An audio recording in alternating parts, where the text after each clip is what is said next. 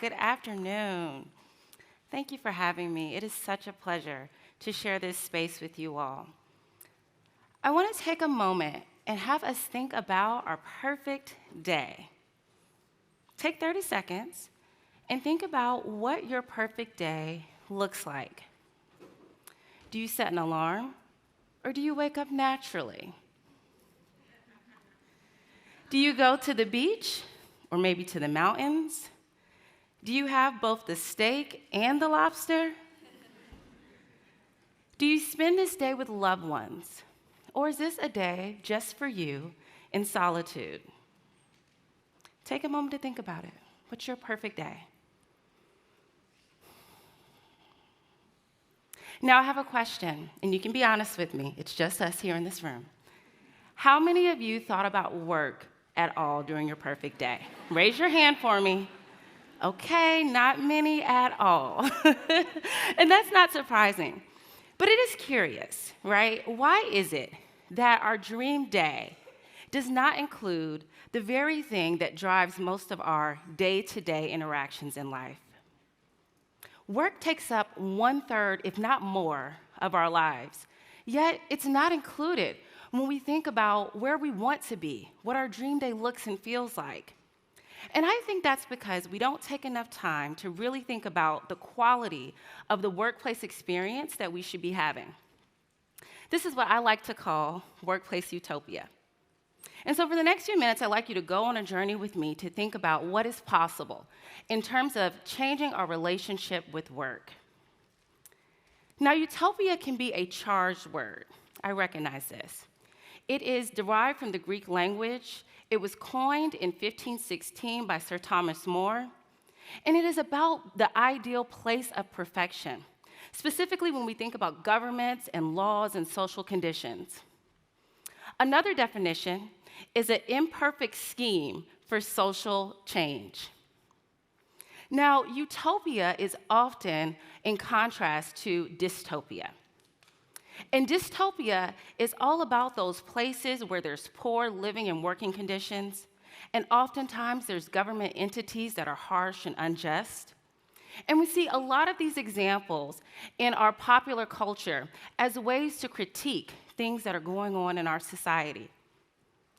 When we look at movies and books that show that omnipotent surveillance entity that knows our every move and word and thing that we do in exchange for a perfect society, there's always the lesson that comes at the end of that book or movie that, utopia is impossible. And it always ends in some type of dystopia. Let's take the example of the Hunger Games. Anyone familiar? Hunger Games? Okay, great. So the Hunger Games is a literary world phenomenon. There were movies made about it. It's very interesting. And it's all about these 13 colonies.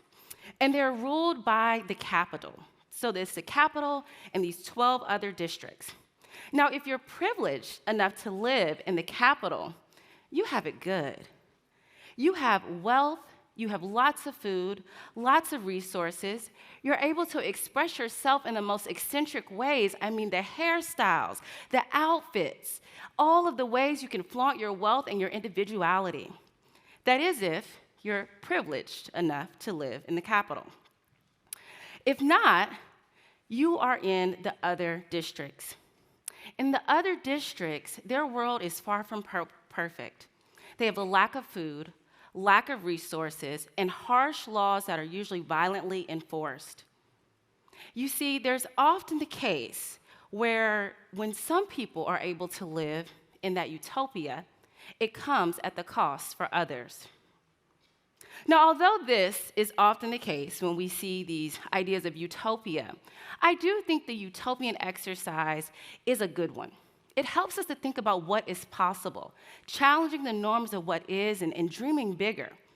What's that saying? If you shoot for the moon and you fail, you will still happen to fall among the stars.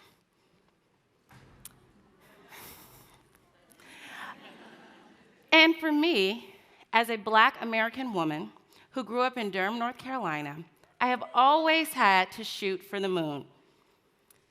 There was a time in our history where Black people could not read or write. It was illegal, let alone be a published author and college professor. There was a time where it was unimaginable.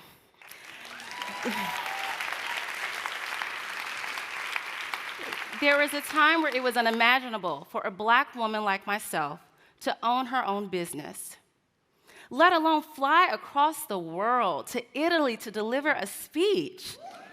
That is my wildest dream, right? And so I stand here proudly before you today, not just for myself, but on the shoulders of my ancestors and all who came before me, who had their dreams and had their utopias, which I am living today. So I have to dream big. I have to chase those utopias. And I want you to do the same thing, especially as it comes to our work. Now, when we think about workplace utopia, we have to consider the current state of work.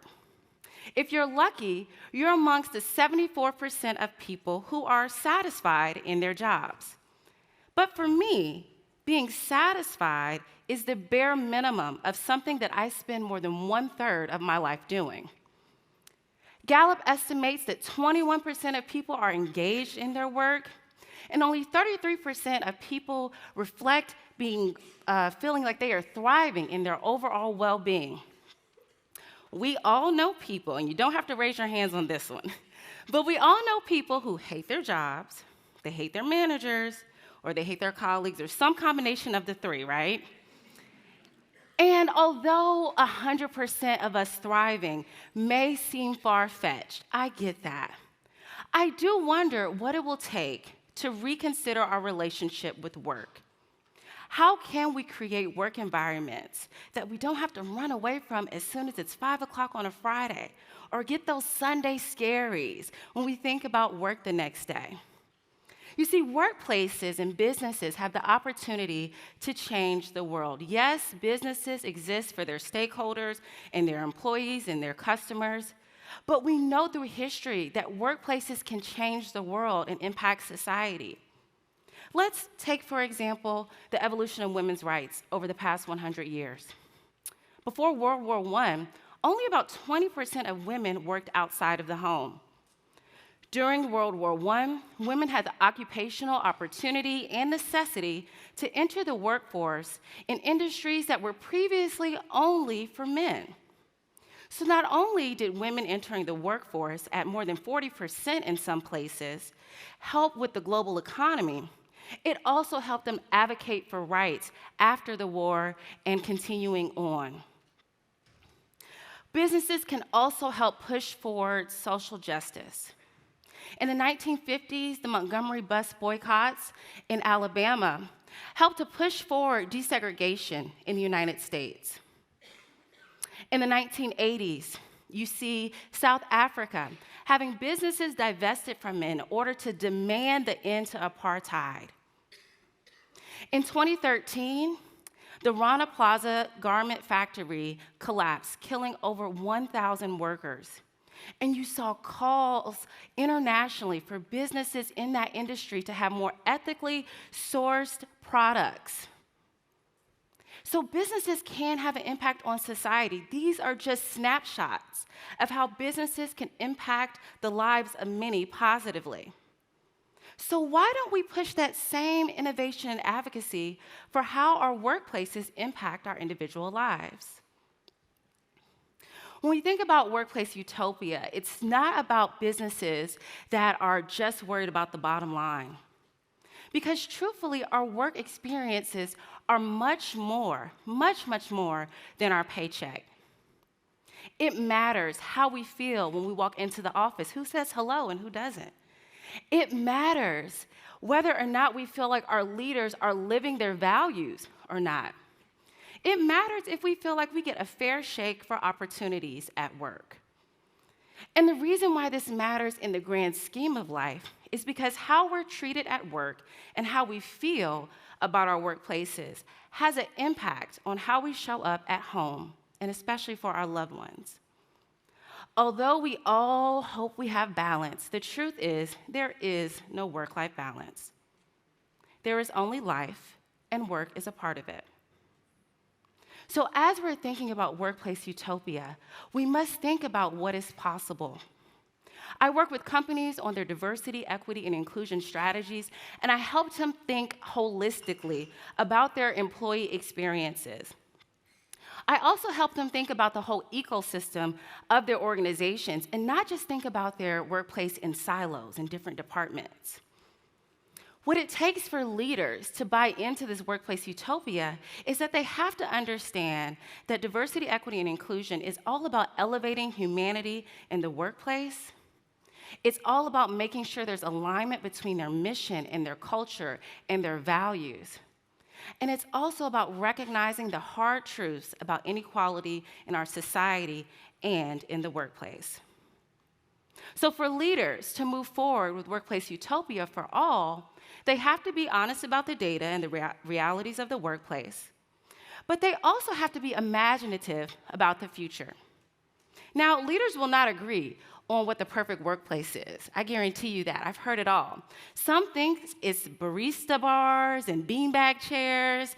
Other think it's corner offices and cubicles. And a lot of it depends on the industry and the culture that you're trying to create in your workplace. That's okay. And we all have that right to have those subjective thoughts about what our perfect workplace is. Some of us want game rooms at our workplace. Other people are like, I don't want the company-sponsored yoga, right? And that is okay. But what's not subjective is the foundational elements of what it takes to have a healthy and fair workplace for everyone. And without those foundational elements, what is a utopia for some ends up being a dystopia for others. So I want to share some of these foundational elements. The first is safety. Every employee has the right to physical and psychological safety. Everyone has the right to hear their voices heard and be able to share their perspective without worrying about someone saying a slur behind their back or judging them from some part of their identity. Inclusion is not about making friends at work. That's nice, we want that too. But inclusion is really about trusting that your contributions will be valued no matter what country you're originally from or where you went to school. The second element of a workplace that we must have is fair and equal compensation. History has shown us that far too often, identity instead of productivity or actual skills have led to how people are paid. Workplaces must have clear and strategic processes for how people are paid and how they advance in their organizations.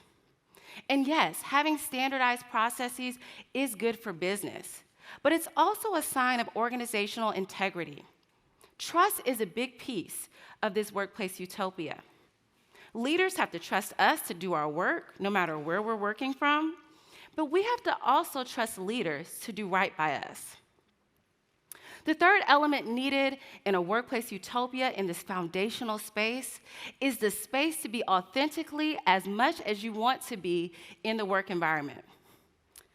It's not okay for some voices and perspectives to be excluded because that's just how things are here. We have to be honest about those who are from marginalized identities and how our company cultures are contributing to the furthering of those marginalizations. We got to be honest about who's in the room and who's not in the room and why. Some of us can show up at work as our full selves, and others of us need legal protection to do simple things as wear our natural hairstyles to work. We have to have those conversations. Workplace utopia is not about unicorns and butterflies, even though I love those too. Workplace utopia is about the realities of the workplace today. And it's about imagining a better world for all of us. And taking that next step beyond imagining to actually do the work to bring that workplace utopia to life. COVID-19, global pandemic, put us all on our heels. No one thought we would be able to work from such virtual and hybrid workspaces as we did for so long, and many of us still are. Now, that was a reactionary change to what needed to happen for our workplaces to continue to innovate, expand, and thrive. But we always have the option to be proactive. Let's take 4-Day Week Global. They're a nonprofit, and they have business leaders and community leaders that have come together to advocate for a change in how we see the work week. They're advocating for 4 days of work a week instead of 5, and they have this model of 100% productivity, 80% of the time, so that's 4 days, and 100% of the pay. Now, this is a novel idea. They've done trials all over the world, and they've seen such positive impacts on employee well-being, especially when there is true manager development, as well as increased transparency and communication in those organizations. In places like the United States, the UK, and Ireland, employees are excited about this novel idea of working 4 days a week. Now, I'll be honest, I don't know if working 4 days a week will solve all of our workplace challenges, but I am inspired by the thought of doing something that will challenge the status quo. And so I think about our businesses. How can we help our businesses to challenge the status quo and rethink, again, our relationship to work in the way that this organization has done? In my book, The Necessary Journey, Making Real Progress on Equity and Inclusion, I talk about how DE&I has to be a strategic process for an organization. But more importantly, I talk about the need to think about diversity, equity, and inclusion as an ongoing journey. And for every journey, you need a starting point. Workplace Utopia is that vision. It gives us the opportunity to think about what do we want our workplaces of the future to look like? What does a truly diverse and equitable and inclusive workplace look like? What does it feel like? What does the workplace of the future give to us? And what do we give to it back in return? My idea of workplace utopia is a place where conformity and bias and exclusion have been dismantled and replaced with individuals being able to thrive and operate in their strengths every single day. I want you to think about your own workplace utopia. What are the conditions that need to exist for you to thrive in your workplaces? What are the conditions that need to exist for other people to thrive in your workplaces? You know, workplace utopia is more than just a vision. Beyond a vision, we have to think about how can we each be our best at work. We spend so much of our time and our lives and our energy and our mental energy thinking about and engaging with work. Leaders have to be willing to have that tough conversation and be honest about what's working and what's not working in our workplaces today. But it has to go beyond just that vision into action, because there is so much work to be done. The World Bank estimates that only 1 in 3 people with disabilities are employed. Latin America remains the region of the greatest income inequality in the world. The UN estimates that systematic racism is still very much alive and well, especially for people of African descent in many countries, and not much has changed since the racial reckoning of 2020. And last year, the UN Gender Report said that if we continue at our current pace, it will take nearly 300 years for us to reach true global gender equality. We don't have 300 years. But what we do have is employees who trust us, customers who believe in us, and the workplace of the future waiting for us. So I ask you to go on the journey to a workplace utopia. Let's work together to create that truly perfect day for all. Thank you.